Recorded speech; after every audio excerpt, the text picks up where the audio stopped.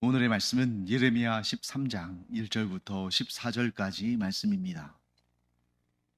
여호와께서 이와 같이 내게 이르시되 너는 가서 배 띠를 사서 내 허리에 띠고 물에 적시지 말라 하시기로 내가 여호와의 말씀대로 띠를 사서 내 허리에 띠니라. 여호와의 말씀이 다시 내게 임하여 이르시되 너는 사서 내 허리에 띈 띠를 가지고 일어나 유브라데로 가서 거기서 그것을 바위 틈에 감추라 하시기로 내가 여호와께서 내게 명령하신 대로 가서 그것을 유브라데 물가에 감추니라. 여러 날 후에 여호와께서 내게 이르시되 일어나 유브라데로 가서 내가 내게 명령하여 거기 감추게 한 띠를 가져오라 하시기로 내가 유브라데로 가서 그 감추었던 곳을 파고 띠를 가져오니 띠가 썩어서 쓸 수 없게 되었더라. 여호와의 말씀이 내게 임하니라. 이르시되 여호와께서 이와 같이 말씀하시니라. 내가 유다의 교만과 예루살렘의 큰 교만을 이같이 썩게 하리라.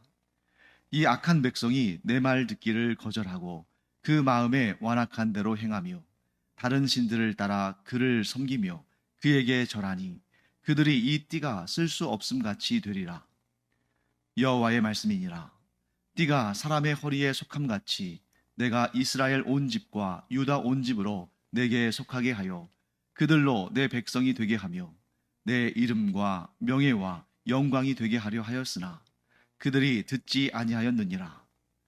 그러므로 너는 이 말로 그들에게 이르기를 이스라엘의 하나님 여호와의 말씀에 모든 가죽 부대가 포도주로 차리라 하셨다 하라. 그리하면 그들이 내게 이르기를 모든 가죽 부대가 포도주로 찰 줄을 우리가 어찌 알지 못하리요 하리니 너는 다시 그들에게 이르기를 여호와의 말씀에 보라 내가 이 땅의 모든 주민과 다윗의 왕위에 앉은 왕들과 제사장들과 선지자들과 예루살렘 모든 주민으로 잔뜩 취하게 하고 또 그들로 피차 충돌하여 상하게 하되 부자 사이에도 그러하게 할 것이라. 내가 그들을 불쌍히 여기지 아니하며 사랑하지 아니하며 아끼지 아니하고 멸하리라 하셨다 하라. 여호와의 말씀이니라.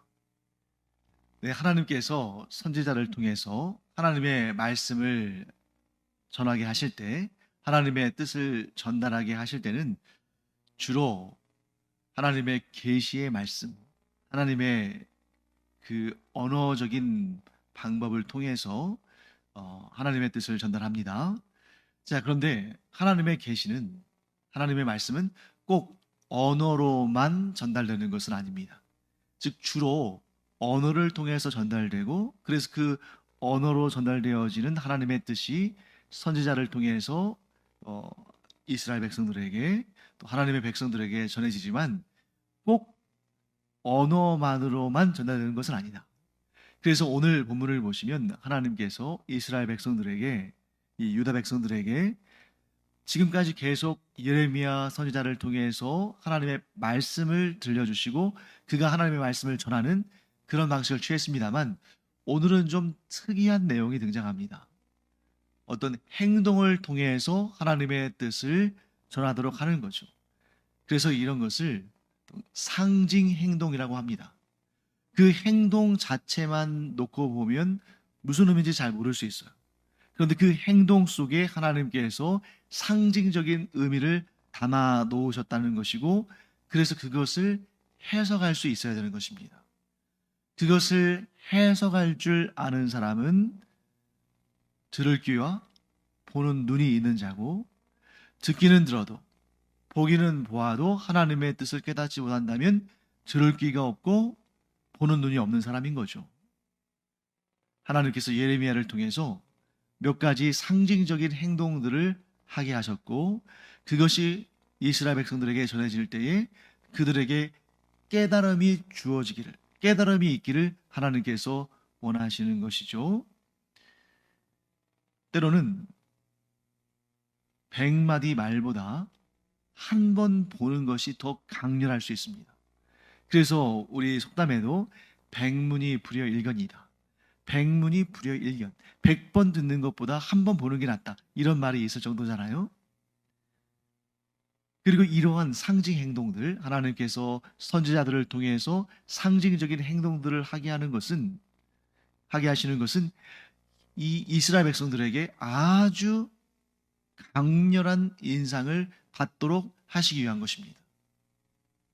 왜 이스라엘 백성들이 이런 상징 행동들을 통해서 강렬한 인상을 받냐면, 이렇게 상징적인 행동들이 주어질 때 그게 굉장히 이상한 일들이거든요.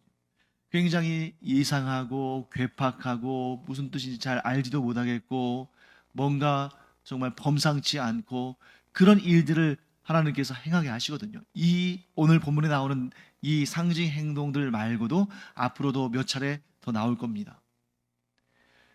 그러니까 이런 상징 행동들이 뭐 일상의 평범한 일이라거나 누구나 하는 일이라거나 흔히 보는 일이거나, 그러면 누가 그런 행동들을 가지고 이상하게 여기겠으며 그런 행동들에 어떤 의미가 담겨 있는지 알려고 하겠습니까? 너무 이상한 행동들을 하는 거예요. 그러니까 한 번이라도 물어보는 거죠. 왜 이런 일을 합니까? 그러면 그때의 그 행동에 담겨 있는 뜻을 설명해 주면 그렇군요 하고 아주 강렬한 깨달음을 받게 된다는 거죠. 물론 결론적으로 말씀드리자면 너무나 안타깝게도 이런 강렬한, 다르게 표현한다면 아주 이상한 기이한 행동을 했음에도 불구하고 마음이 완악하고 들을 귀가 없고 보는 눈이 없는 이 이스라엘 백성들, 이 유다 백성들은 깨닫지 못했죠. 그렇기 때문에 결국 멸망하게 됩니다만 너무나 안타깝죠. 그러니까 하나님께서 좀 충격적인 요법으로 좀 그들이 심장이 막 뛰지 않으니까 이제 인공 심장 마사지 이런 것이라도, 그런 것을 통해서라도 그들을 다시 그들의 심장이 뛰게 만들기를 원하셨는데 결론적으로는 그들이 반응하지 않았죠. 그럼에도 불구하고 하나님께서는 계속 이런 시도들을 행하십니다. 예레미야 선지자를 통해서 계속 하나님의 뜻을 전하게 하시고, 또 중간중간에 이러한 상징 행동들을 통해서 하나님의 뜻이 무엇인지를 그들이 아주 강렬하게 또 각인하고 깨닫기를 원하시는 이러한 하나님의 역사를 계속 행하시는 거죠. 자, 그러면 지금 하나님께서 어떤 상징 행동들을 예레미야에게 명하시고 예레미야는 어떤 행동들을 했는지를 한번 살펴보겠습니다.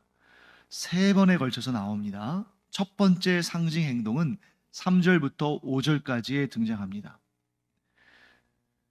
첫 번째 상징 행동은 1절과 2절에 등장합니다. 첫 번째 상징 행동이 무엇이냐? 하나님께서 이렇게 말씀하시죠. 예레미야에게 너는 가서 배띠를 사서 내 허리에 띠고 물에 적시지 말라. 자, 하나님의 명령 무엇입니까? 배로 만든 띠를 사서 너의 허리에 띄어라.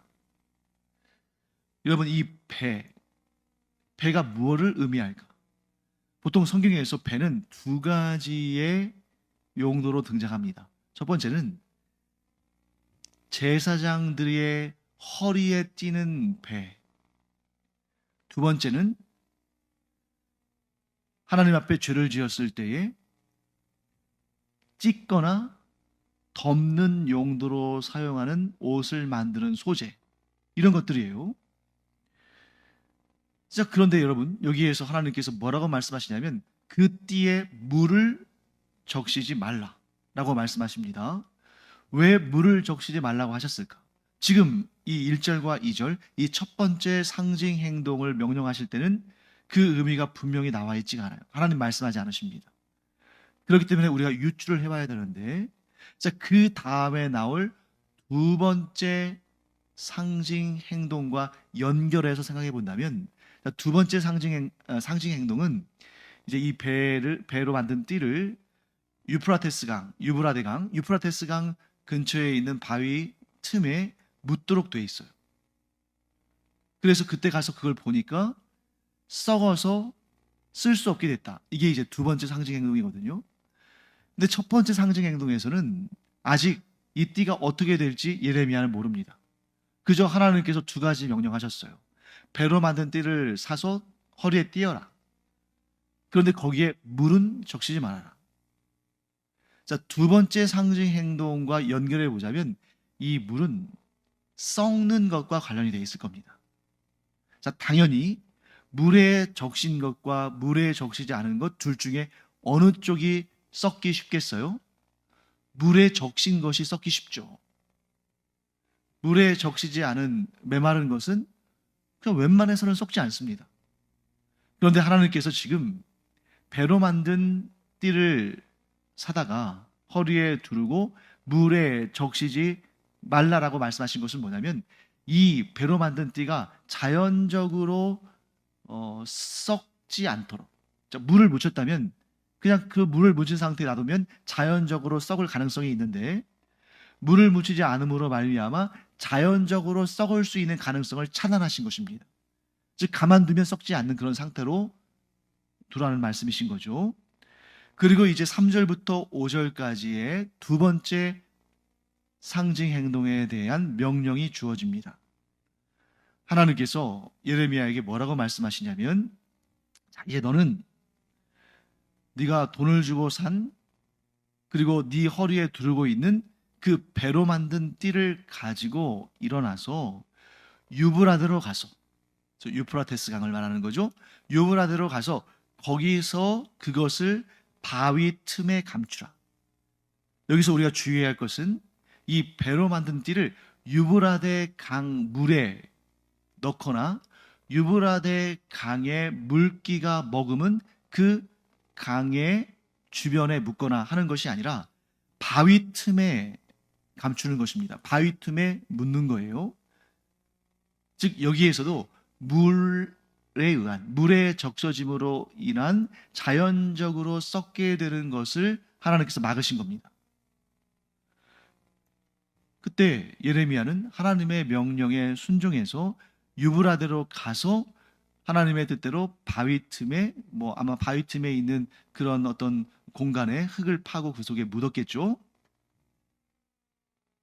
그런데 이 문제는, 이 명령은 예레미야는 첫 번째 명령과 똑같이 두 번째 명령에도 하나님께 왜 그러냐고 묻지 않고 하나님의 말씀에 그대로 순종합니다. 이게 바로 선지자의 아주 중요한 덕목이죠.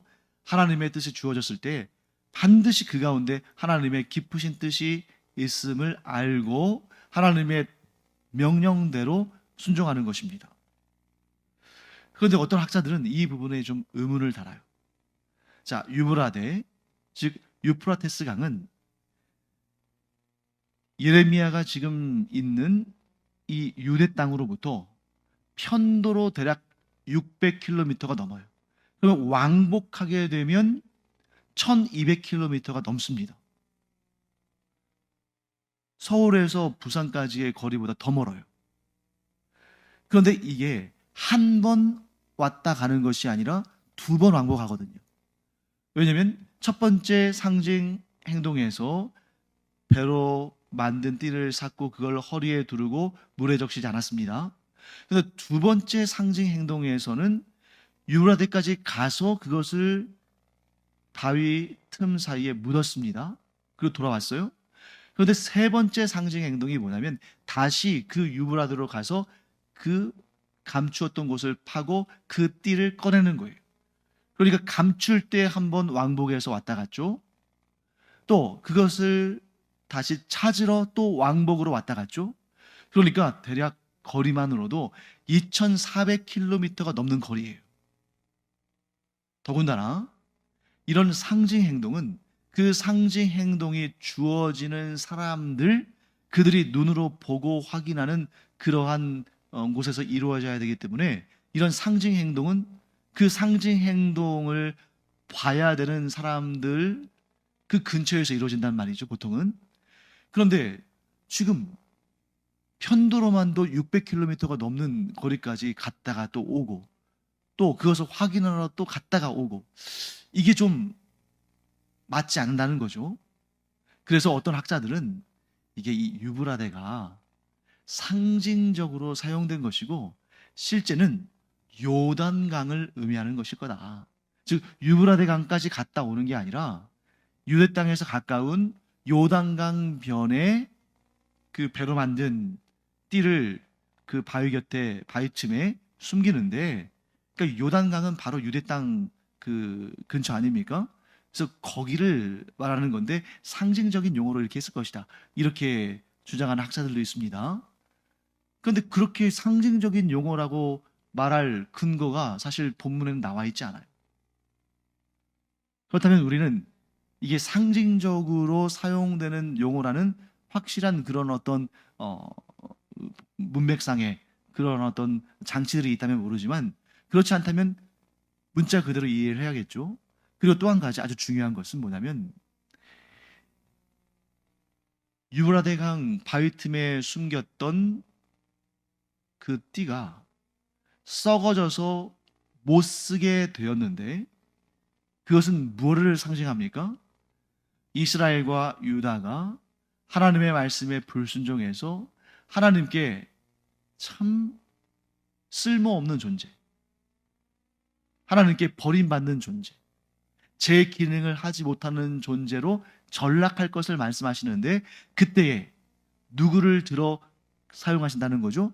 유브라데 강을 중심으로 세력을 넓히고 있는 바벨론을 들어 사용하실 것을 말씀하시는 겁니다. 그러니까 이 일, 썩어져서 그 용도대로 쓰임받을 수 없는, 쓸모없는 그 이스라엘과 유다를 멸망시킬 도구가 바로 유브라데 강을 차지하고 있는 바벨론이다 하는 것을 하나님께서 상징적으로 드러내시기 위해서 이렇게 명령하셨다라고, 유브라데로 가라고 명령하셨다고 볼 수 있는 것입니다.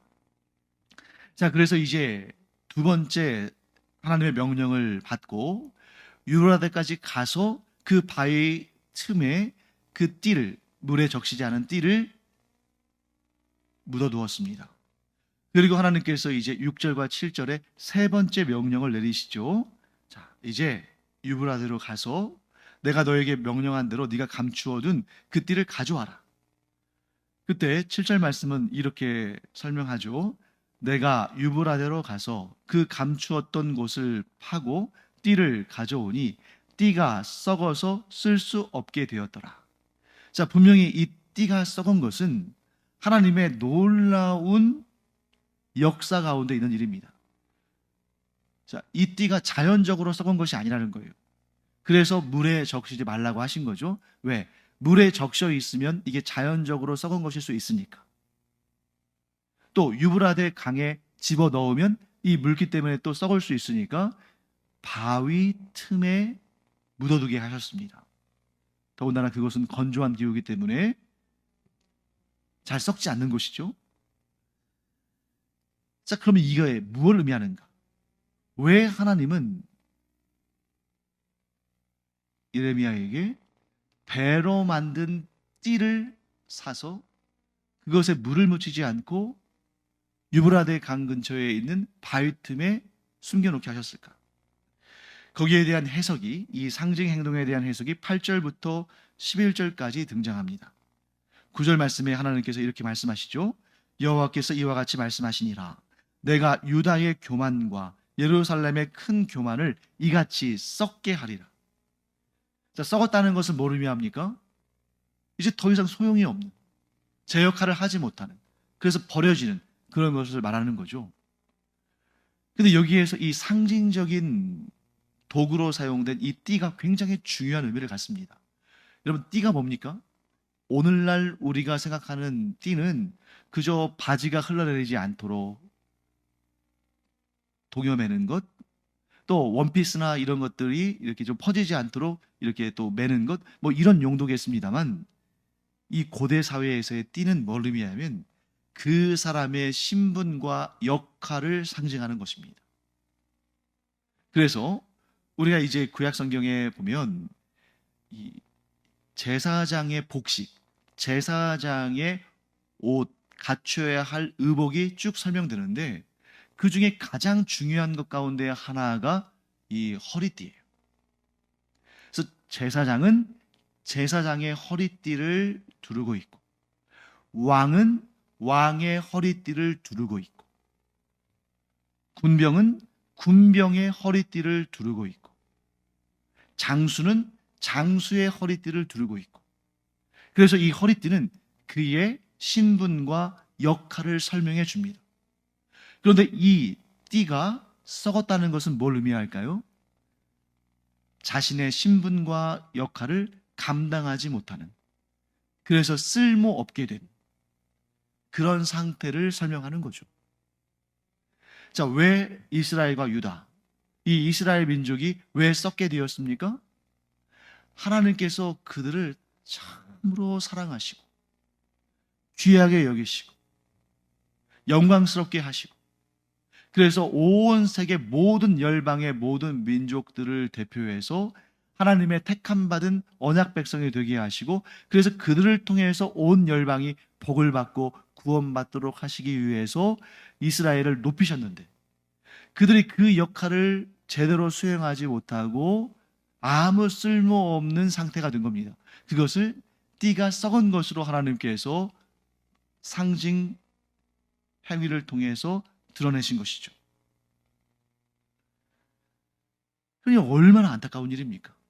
가장 존귀한, 가장 귀한 역할을 감당하도록 하나님께서 들어 사용하시려고 그들을 뽑으셨는데, 그들이 그 역할을 감당하지 못하고 아무 쓸모없는, 즉 썩어버린 존재가 된 것이죠.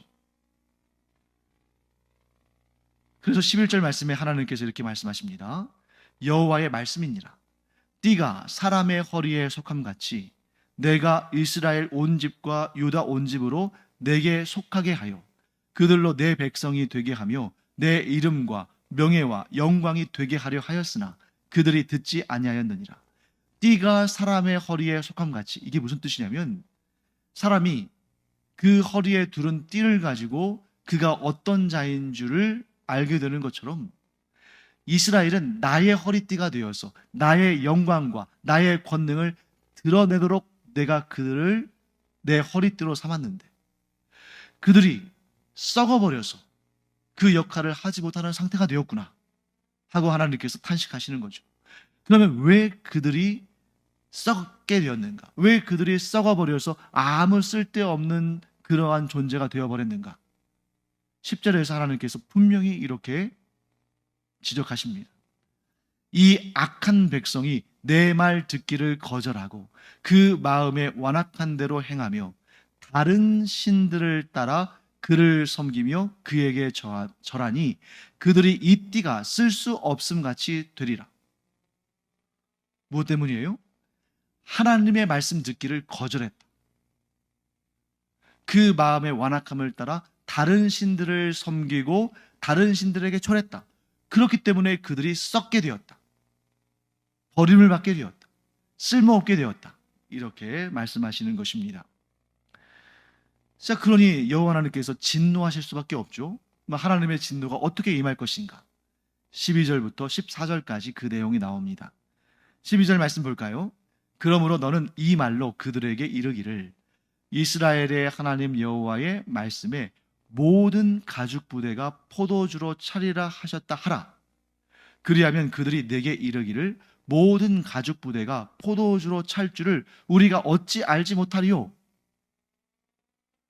여러분, 이게 무슨 말씀인가? 좀 궁금하시죠? 이 당시에 이스라엘 사람들이 사용하는 관용적인 표현, 우리식으로 따지자면 속담 같은 거죠. 모든 가죽 부대가 포도주로 차리라.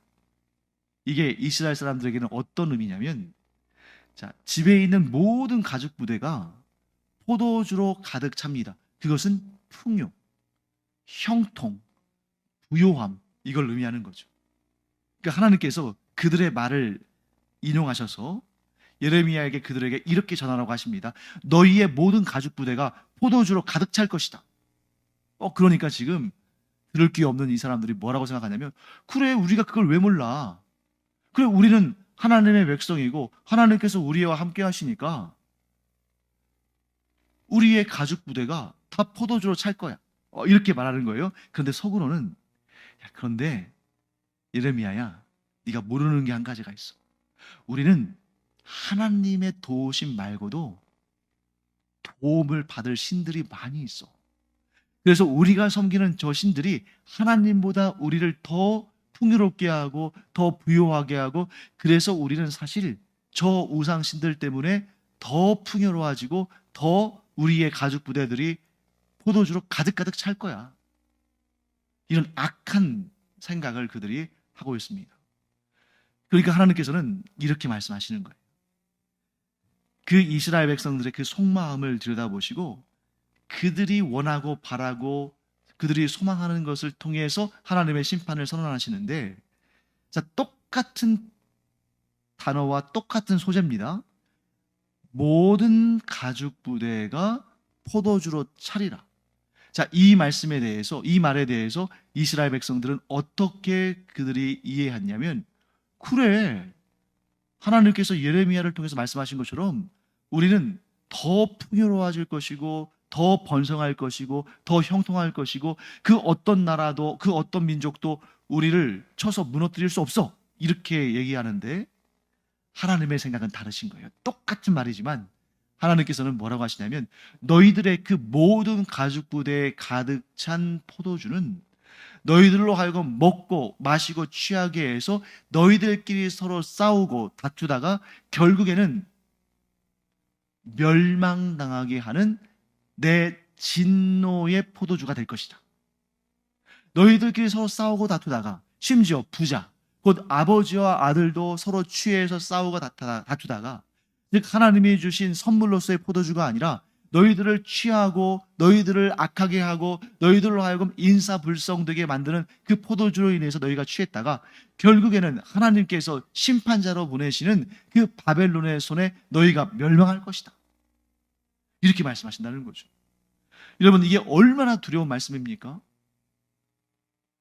우리가 만일 하나님의 뜻대로 살고 있다고 스스로 착각하고 우리의 삶에 하나님께서 주시는 사인들을 알아채지 못하고 하나님께서 우리를 향해서 근심하시고 염려하시고 돌아오라고 막 이렇게 외치시는데도 마치 우리가 경건하게 거룩하게 잘 살고 있는 것으로 착각하고 하나님이 우리에게 형통의 복을 주시고 우리를 칭찬하시고 우리에게 상 주실 것이다, 이렇게 착각하고 있다면 얼마나 두려운 일인가.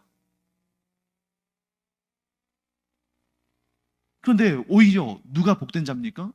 하나님의 이런 경고의 사인들을 받았을 때, 그렇구나, 내가 잘못된 길로 가고 있구나, 내가 하나님 아니라 다른 것을 더 사랑하고 하나님이 아닌 우상들을 섬겼구나, 내가 이제라도 돌이켜서 하나님께로 돌아가서 오직 하나님만 섬기고 이 죄악들을 사함받고 바로 서서 하나님의 영광을 위해서 하나님의 뜻에 순종하는 자로 살아야겠다, 이렇게 뉘우치면 얼마나 좋습니까? 그래서 들을 귀 있는 자들이 복된 것이고 보는 눈이 있는 자들이 복된 것이다. 자, 들을 귀와 보는 눈, 뭘 의미합니까? 하나님의 뜻을 있는 그대로, 하나님의 뜻 그대로 깨닫는 것이죠. 사랑하는 성도 여러분, 예레미야 선지자가 이스라엘 백성들에게 하나님의 말씀을 선포한 것처럼 이 시대에는 성경을 통해서 하나님께서 우리에게 하나님의 뜻을 선포하시고 또 그 성경의 말씀을 풀어서 여러분들에게 전달하는 이러한 설교나 또 여러분들이 직접 성경을 공부하거나 이런 여러 방식들을 통해서 하나님께서 우리에게 구체적으로 말씀하시는데, 그 하나님의 뜻을 온전히 깨달아 알고 잘못된 길로 가고 있다면 속히 돌이켜서 하나님께서 기뻐하시는 길로 순종하며 나아가는 우리가 되기를 간절히 축원합니다. 그러면 우리는 절대 썩은 배띠가 되지 않을 거예요. 여러분과 제가 썩어서 아무짝에도 쓸모없어서 버려지는 그런 배띠가 아니라 하나님께서 참으로 영광스럽게 하시는, 하나님의 허리에 두르시고 귀하게 여기시고 자랑하시는 그런 거룩한 하나님의 백성들, 거룩한 하나님의 자녀들 되기를 간절히 축원합니다. 기도하겠습니다. 하나님, 저희가 아무짝에도 쓸모없는 썩은 배 허리띠가 아니라 하나님께서 참으로 귀하게 여기시고 하나님께서 참으로 기쁘게 사용하시는 그러한 거룩하고 경건한 하나님의 허리띠가 되기를 간절히 사모합니다. 저희들에게 듣는 귀와 보는 눈을 허락하여 주셔서 하나님의 뜻을 올바로 깨닫고 잘못된 길로 가다가도 돌이켜 하나님께로 돌아가는, 그래서 하나님께 존귀 쓰임 받는 하나님의 사람들 되게 하여 주시옵소서. 감사드리며 예수님의 이름으로 축복하며 기도합니다.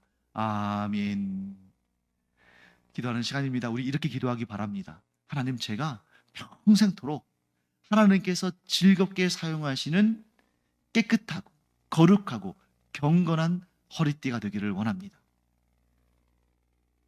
저에게 듣는 귀와 보는 눈이 있기를 원하는데, 제가 만일 잘못 듣고 잘못 본다면 성령께서 저를 깨우쳐 주셔서 하나님께로 똑바로 나아가는, 또 하나님께서 기뻐하시는 일을 행하며 순종하며 살아가는 제가 되게 하여 주시옵소서. 이렇게 기도하기 바랍니다. 기도하겠습니다.